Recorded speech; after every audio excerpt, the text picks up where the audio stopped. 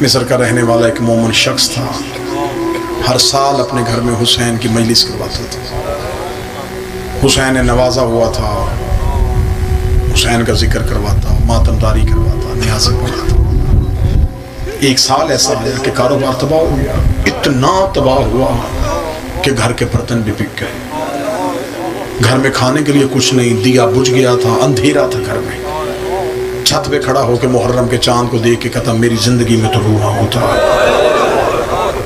تو میری زندگی میں طلوع ہوتا تھا، میرے گھر سے ماتم کی صدائیں آتی تھی، تو بھی طلوع ہو گیا اور میرے گھر میں انتظام بالکل۔ اب یہ چاند سے شکوے کر رہا تھا، یہ کاندھے پہ بیوی کا ہاتھ آیا، آواز دے کے دی کس سے شکوہ کر رہا ہے؟ کہنے لگا چاند سے۔ کیوں؟ کہتا چاند محرم کا آ گیا اور میرے گھر میں حسین کی عزاداری کا اہتمام کوئی۔ بیوی دے کر دی شرم کر، مشکل وقت میں قیمتی چیزیں بیچتے، رو کے کہنے لگا میرے گھر میں تو برتن بھی نہیں رہے، میں کیا بیچوں؟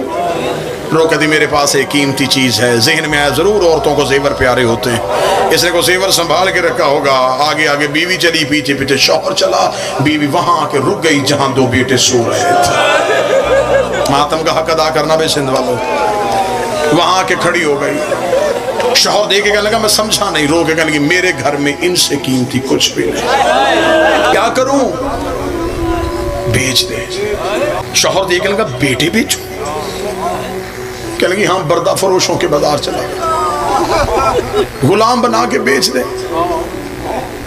شوہر دے کے لگا کبھی بیٹے بھی کسی نے بیچے؟ رو کے کہنے لگی سچ بتا لیے کس سے تھے؟ کہنے لگا منت مانی تھی حسین ابن علی کے نام۔ کہتی دن کس کے؟ کہنے لگا اسی حسین کے۔ رو کہتی سوچنا جس سے لیے تھے اسے واپس کر دے۔ اللہ جانے کیسی ماں تھی کیسا باپ تھا، ماں نے بچے تیار کیے، باپ نے ہاتھ پکڑے، پردہ فروشوں کے بازار چلا گیا، صبح سے لے کے شام تک آوازیں دیتا رہا غلام لے لو، غلام لے لو، غلام لے لو۔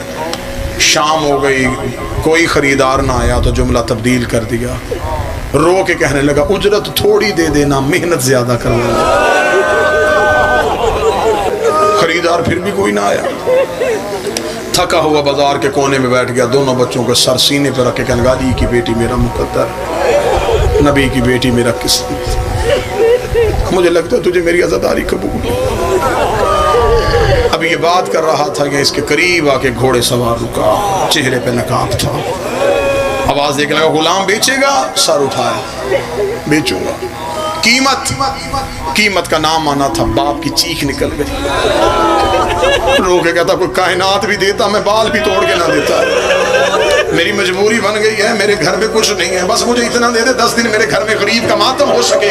اب جو بندے ماتم کرنے کی نیت سے گھوڑے سوار کی آواز آئی، وہ سامنے گھوڑے کی چوب میں دینار ہے، وہ دینار اٹھا اور اپنے بچے میرے گھوڑے کے زیر میں بٹھا دے، دے کے کہنے لگا میں قرضہ نہیں مانگ رہا، بیٹے بیچ رہا ہوں، اتنی بھی امیری کیا ہے کہ تو مجھے دینار بھی اٹھا کے نہیں دے سکتا۔ گھوڑے سوار کی آواز آئی میری مجبوری ہے، میرے ہاتھ ہوتے میں تیرے بچے ہاتھوں پہ اٹھاتا، میرے بازو ہوتے میں تیرے لال سینے سے لگاتا، اور میری مجبوری ہے، میرے ہاتھ ماتم کر۔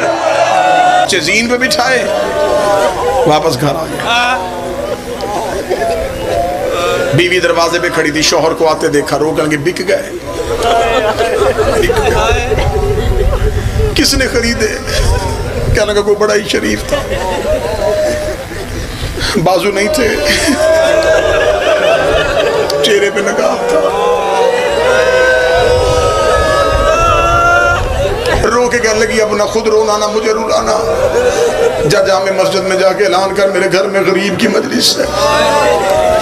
اعلان ہو گیا، مومنین آ گئے، اس کے گھر میں مجلس ہوئی، اس کے گھر میں ماتم ہوا، نیاز ہو گئی، لوگ اپنے گھروں کو چلے گئے، ماں بچوں کے بستر دیکھ رہی تھی، باپ بچوں کے کپڑے دیکھ رہا تھا۔